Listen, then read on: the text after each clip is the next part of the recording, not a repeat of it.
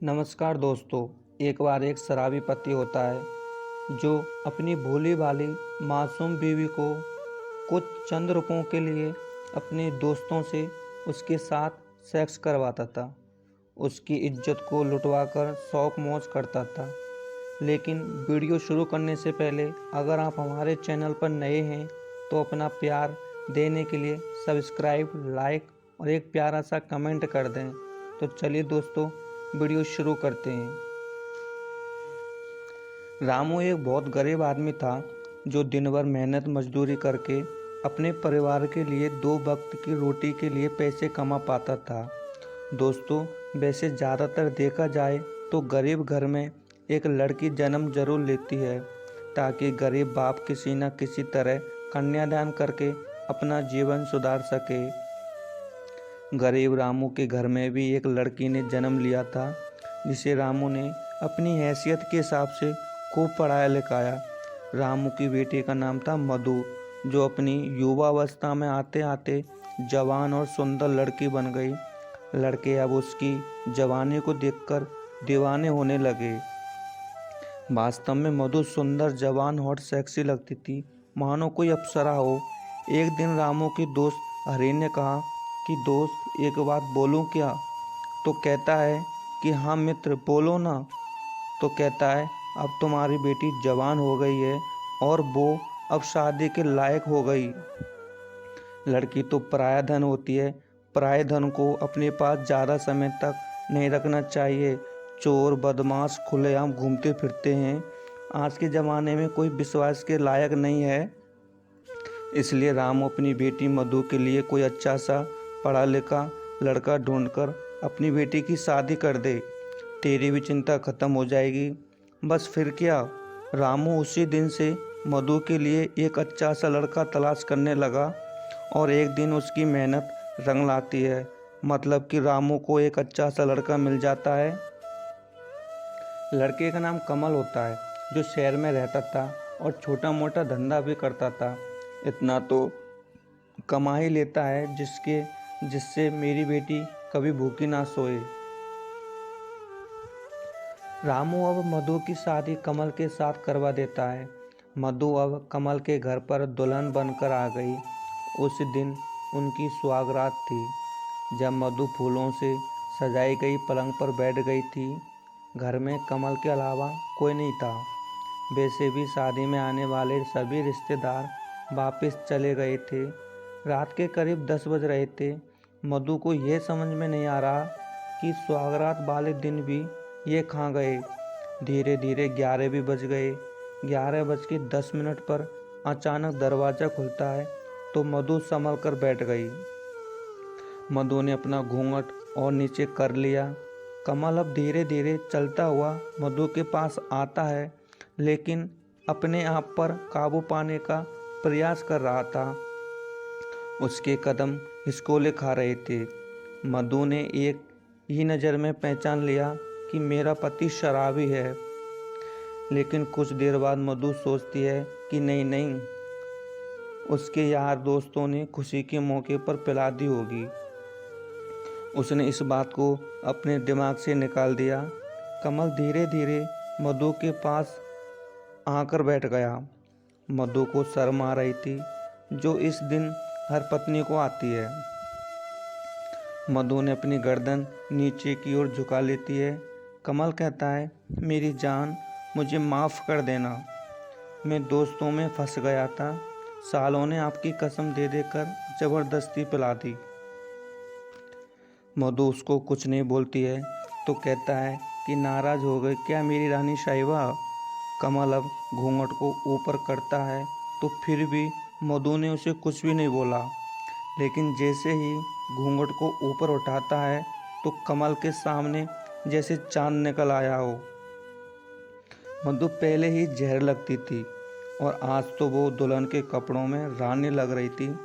कुछ पलों तक मधु को देखता रहा, फिर उसने मधु को पकड़कर अपनी ओर खींच लेता है। वो अब एक दूसरे के करीब थे। उनको लग रहा था कि वक्त थम गया है, लेकिन ये सब उनका वहम था। कमरा अंधकार में डूबा हुआ था। और उन दोनों के बीच ऐसा कुछ भी नहीं होता है जो सुहागरात वाले दिन पति पत्नी करते हैं। कविता सुबह जल्दी जगकर घर के कामों में लग गई। वैसे भी उसके यहाँ तो कोई था नहीं जो उसके काम में मदद कर सके। कमल काफ़ी देर से उठा क्या? मधु ने उठाया था चाय बनाकर। कमल अब चाय पी लेता है। मधु खाना बनाने में लग जाती है। मधु पूछती है कि काम पर नहीं जाना क्या आपको? तो बोलता है अभी नहीं, 6 या 7 दिन बाद जाऊंगा। 7 दिन भी हो गए, कमल काम पर फिर भी नहीं जाता है। तो 8वें दिन मधु ने कहा अब आपको काम पर जाना ही चाहिए। यदि आप काम पर नहीं जाओगे तो घर का खर्चा कैसे चलेगा? 1 सप्ताह बीत गया। कमल मधु की बातों पर कोई ध्यान नहीं देता है। वो अब शराब डेली पीने लगा। रात को जब कमल ड्रिंक करके आता और मधु से चिपक जाता, उसे किस करने लगता। वैसे भी कमल से सेक्स तो होता नहीं था। मधु कमल की हरकतों से बहुत परेशान थी, परंतु मधु बेचारी करे तो क्या करे। कुछ दिनों बाद मधु के पिता आते हैं और अपने संग ले जाते हैं, लेकिन 2 दिन बाद कमल मधु को लेने चला जाता है। उस दिन शाम को 2 दोस्त कमल के घर में आ गए और उन तीनों ने करीब 11 बजे तक एक साथ बैठकर ड्रिंक की। मधु को ये सब बुरा लग रहा था, परंतु मधु क्या करे, मजबूर थी बेचारी। वह अपने कमरे में जाकर बिस्तर पर बैठ गई और कमल का इंतज़ार करने लगी। इंतज़ार करते करते उसको नींद आ गई, लेकिन अचानक जब उसकी आंखें खुली तो वो किसी की बाहों में थी। उसको किसी ने कसकर पकड़ रखा था। मधु ने बहुत कोशिश की अपने आप को छुड़ाने की, लेकिन वो सफल नहीं हो पाई। वो आदमी अब उसके शरीर से कपड़े उतारने लगा, उसको शरीर को चूम रहा था, कभी गालों को तो कभी होठों को। मधु के शरीर से छेड़छाड़ करने लगा। मधु चिल्लाती रही, पर उसकी सुनने वाला कोई था नहीं। उसने मधु की गुफा में अपना काला घोड़ा डालकर मधु की गुफा के दरवाजे खोल दिए। अब उसका घोड़ा घायल हो जाता है, लेकिन बेचारी मधु चिल्लाती रही, रोती रही। मधु का पति करीब 4 बजे उसके पास आता है तो मधु उसको धक्का दे देती है और कमल पलंग से गिर जाता है और रोती रोती कहती है क्या फ़ायदा ऐसे पति का जो उसकी पत्नी का बलात्कार कर देता है, उसकी इज्जत लूट लेता है। तो कमल कहता है कि क्या हुआ फिर? कोई बात नहीं है रानी साहिबा, वो आदमी बहुत पैसे वाला है। मधु को अब कहानी समझ में आ गई कि ये सब इसकी चाल है। अगले दिन कमल मधु से प्यार करने की कोशिश करता है तो मधु स्पष्ट मना कर देती है।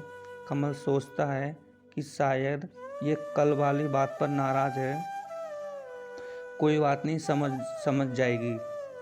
आखिर जाएगी कहाँ?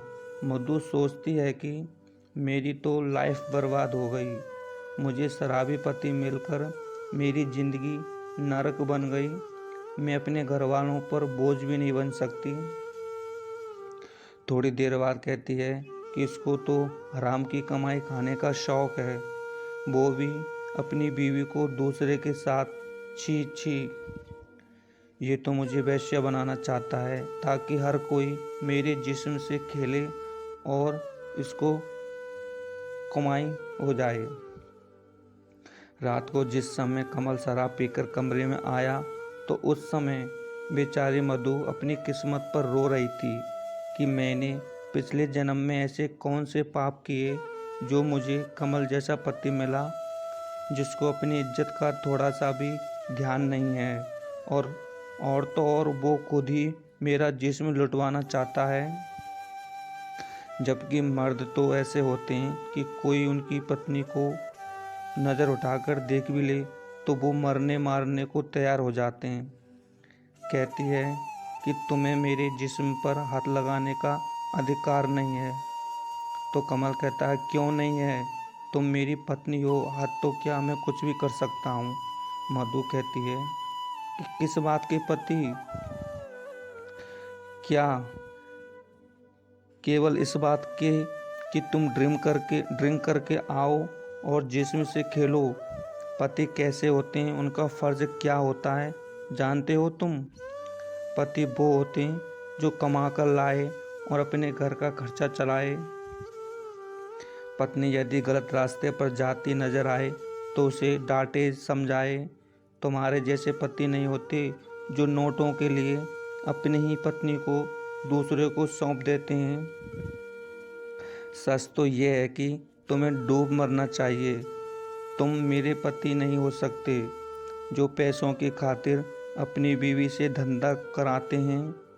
कमल ने कुछ नहीं कहा, वो बस उसी तरह से छेड़छाड़ करता रहा। काफ़ी देर बाद बोला, मधु तुम क्यों परेशान हो? औरत को डर तो अपने पति का ही होता है ना। जब मुझे कोई ऐतराज़ नहीं तो तुम चिंता क्यों करती हो? खाओ पियो मौज करो, एकदम मस्त रहो। मधु कहती है, सुनो कमल, वैसे तो मेरी नज़रों में अब तुम्हारी कोई इज्जत नहीं रह गई, लेकिन फिर भी एक बात याद रखना, यदि ऐसी घिनौनी हरकत तुमने फिर की तो मैं अपनी जीवन लीला समाप्त कर दूंगी। कमल कहता है कि ये तुम पागलों जैसी बातें कर रही हो। उसने कहा कि नारी का फर्ज है कि वो अपने पति का कहना माने। अगर तुम्हारे ऐसे विचार हैं तो तुम किसी और के साथ शादी कर लो और उससे ये सब करवाना। मैं कल ही अपने घर चली जाऊंगी और तुझको तलाक दे दूंगी। कमल कहता है, क्यों पागल हो रही हो मधु? कमल ने कहा, मैं कौन सा तुमसे रोज़ किसी का बिस्तर गर्म करने की बोल रहा हूँ। कभी कभार कोई आए तो ठीक है, नहीं तो नहीं। मधु कहती है कि क्या समझ रखा है मुझको, मैं कोई जनसेवा हूँ या कोई वेश्या जो अपने शरीर का सौदा करके तुम्हारा पेट भरूंगी। अगर तुम कमा नहीं सकते तो मर जाओ या फिर घर में चूड़ियाँ पहनकर बैठ जाओ। नारी तो पुरुष की इज्जत होती है। वेदों में कहा है कि नारी सर्वत्र पूज्यन्ते, यानी जहाँ नारी की इज्जत होती है वहाँ देवता भी निवास करते हैं। इतना कहते कहते मधु हांफने लगी और कुछ देर शांत रहने के बाद कहती है कि कमल, तुम इन बातों को नहीं समझ सकते हो। जब तुम्हें अपनी इज्जत का ख्याल नहीं हो तो तुमने तो दारू की बोतल ऐसे गले लगा रखी है जिसने तुम्हारी सोचने समझने की क्षमता को समाप्त कर दिया है। अगर तुम में थोड़ी बहुत भी बुद्धि है तो इस दारू को छोड़ दो और अपना काम करो। शराब पीने वालों का यही हाल होता है, उनके घर बर्बाद हो जाते हैं। यही दुनिया का कड़वा सच है। शराब आदमी की सोचने समझने की शक्ति को ख़त्म कर देता है। कमल ने उसके बाद कुछ नहीं कहा। वह दूसरी ओर करवट लेकर सो गया। मधु भी करवट लेकर लेटी रही। मधु ने ये पक्का सोच लिया था कि यदि इस बार कमल ने घिनौनी हरकत करवाने की कोशिश की तो वह अपनी जान दे देगी। 15 दिन गुजर गए। कमल काम पर जाना शुरू कर दिया, परंतु कमल ने शराब पीना बंद नहीं किया। कविता ने उससे बोलना शुरू कर दिया। उसने सोचा था कि शायद उस दिन की बातों का उस पर असर हो गया हो, और कभी कभी ऐसा भी हो जाता है कि आदमी को कोई बात लग जाती है। लेकिन कमल खा मानने वाला था। वो तो मधु को पागल बना रहा था। कमल ने एक दिन ये देखने के लिए कि अब वह क्या करती है, उस रात को फिर कमल ने अपने दोस्त को मधु के कमरे में भेज दिया। जब उसने उसे टच किया तो मधु की आंखें खुल गईं। उसने मधु को पकड़ रखा था। वो अपनी पूरी ताकत लगा रही थी, पर बेचारी मधु चिल्लाती रही, बचाओ बचाओ। परंतु बचाने कौन आता? उसे भेजने वाला तो उसका पति था। जो अपनी पत्नी के शरीर को बेचकर उसकी कमाई पर शौक मौज करना चाहता था। मधु ने हिम्मत हार ली। फिर कमल के दोस्त ने वो अपनी हवस का शिकार बना ली। वो सेक्स करने के बाद कमरे से निकल गया और उसके जाते मधु बाहर आती है और उसी वक्त मधु दूसरी मंजिल से कूदकर अपनी जान दे देती है। कमल अब घर से निकलकर बाहर आया और रोने लगा। ऐसे पति को तो अपनी पत्नी की चिता को भी अग्नि देने का अधिकार नहीं होना चाहिए।